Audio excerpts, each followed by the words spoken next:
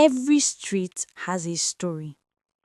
Some are told openly, laughed about at night, shared over food, remembered fondly.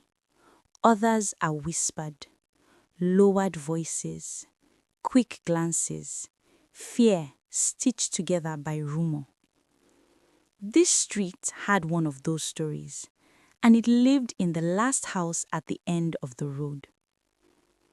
At the far end of Oladimeji Street stood a house no one wanted to live beside. It didn't look cursed. It wasn't broken, but it felt wrong. The gate was tall and metal, always locked. Rust crept along its edges as though time itself had stopped trying to get inside.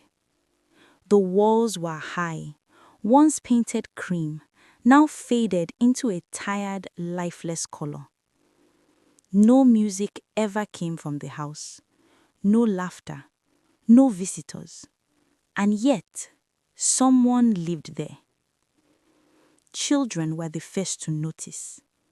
They noticed the man never came out during the day. They noticed that very late at night, a single dim light sometimes glowed from one upstairs window.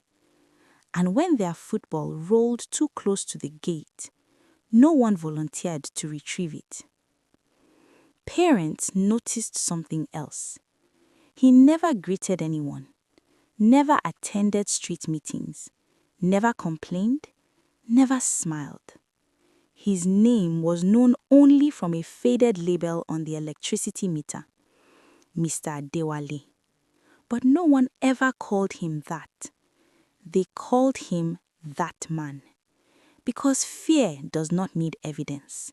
It only needs silence. And Mr. Adewale gave the street plenty of it. When new tenants moved in, they were warned immediately. Don't let your children pass that house after sunset. Lock your doors properly at night. That man is not normal. No one could explain why. So the rumors grew. Some said he practiced rituals. Others claimed strange smells drifted from his compound at night. A few swore they heard low voices, as if someone was crying or arguing with the air. One woman said her dog refused to walk past his gate. Another claimed she once saw him standing outside at 2 a.m., staring into the sky, completely still. Fear stacked itself on fear until the story no longer needed truth. Children ran past his house. Teenagers dared each other to knock and flee.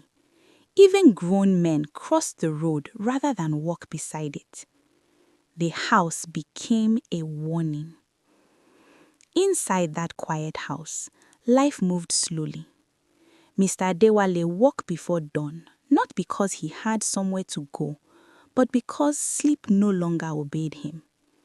He made tea, sat alone, read old books he had read 100 times before. Medical books, emergency response manuals, books about trauma and the human body. Photographs covered his walls. A smiling woman, 2 children in school uniforms, and a younger version of himself standing proudly in a white doctor's coat. He rarely looked at them, because when he did, the night became unbearable. The reason he went out only at night was simple. The world was quieter then, less alive, closer to how he felt inside. During the day, the sound of life, children laughing, families talking, arguments, joy, caught him deeply. So he hid. It happened on a hot afternoon. Children were playing football on the street. Dust rose with every kick. Laughter filled the air. Then suddenly, Sadiq fell. At first, everyone thought he had tripped. But then he didn't get up. His chest moved strangely. His lips began to change color. Panic spread like fire.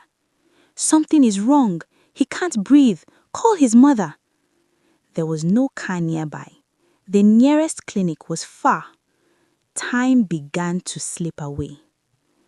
Then, the gate at the end of the street creaked open. Silence fell. Mr. Adewale stepped out. Fear rushed back into every chest. "What is he doing here?" people whispered. "Don't let him touch the boy." But Mr. Adewale didn't hesitate. He ran. He knelt beside the child, checked his breathing, his pulse. He adjusted the boy's position, loosened his collar, and walked with calm, practiced precision. "Move back," he said firmly. "Give him air. You, call an ambulance now." His voice did not shake. It was the voice of someone who had done this before, many times. By the time the ambulance arrived, Sadiq was breathing, alive. The street stood frozen in disbelief. The man they feared had saved a child. The next day, something unusual happened. Sadiq's mother walked slowly to the house at the end of the street. She knocked. Everyone watched. The gate opened. Mr. Adewale looked surprised, but he welcomed her in. Inside the compound, there was no darkness, no ritual space, no horror. Just bookshelves filled with medical texts, certificates framed on the wall, photographs covered in dust. She thanked him, her voice heavy with emotion. Then she asked softly, "Why do you stay inside so much?" Mr. Adewale paused. Then he invited her into the house. That was when the truth came out. He had once been one of the best emergency doctors in the city.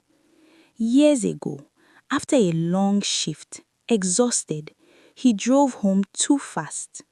An accident. He survived. His wife didn't. His children didn't. The doctor who saved strangers every day could not save the people who mattered most. The guilt stayed. The night stayed.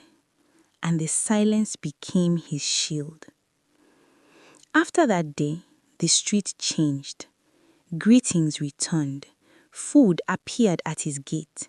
Children waved. And sometimes, very rarely, Mr. Adewale waved back. Healing did not come suddenly, but it came. The neighbor everyone feared was never dangerous. He was broken. And sometimes, the most frightening thing to us is pain we do not understand. So, before you judge the quiet house, before you fear the silent neighbor, remember, some people aren't hiding evil. They are hiding grief. What moral lessons did you learn from this story? Please tell us in the comment section. And if you enjoyed this story, please like, comment, and subscribe to this channel as I bring more interesting stories your way. Bye.